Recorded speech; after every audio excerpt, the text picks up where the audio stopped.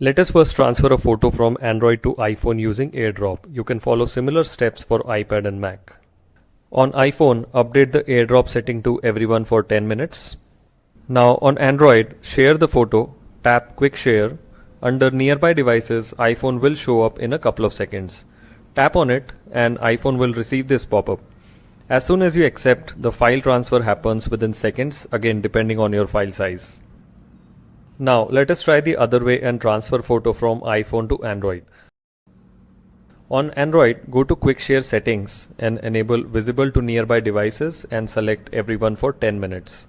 Alternatively, you can open the Quick Share app to make your Android visible. This setting can be slightly different for different phone brands.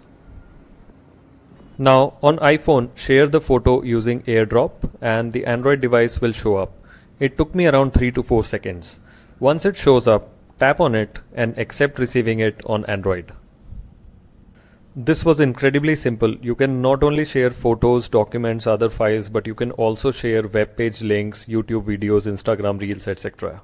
Basically, whether you are an iPhone user or Android user, nothing changes for you except opening up your phone's visibility to everyone for 10 minutes while receiving. So do try this out. If this doesn't work for you yet, it should be available in near future via your Quick Share app update.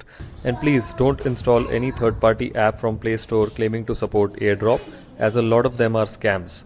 Let me know in the comments if this worked for you or if you have a question specific to your phone. Thank you for watching.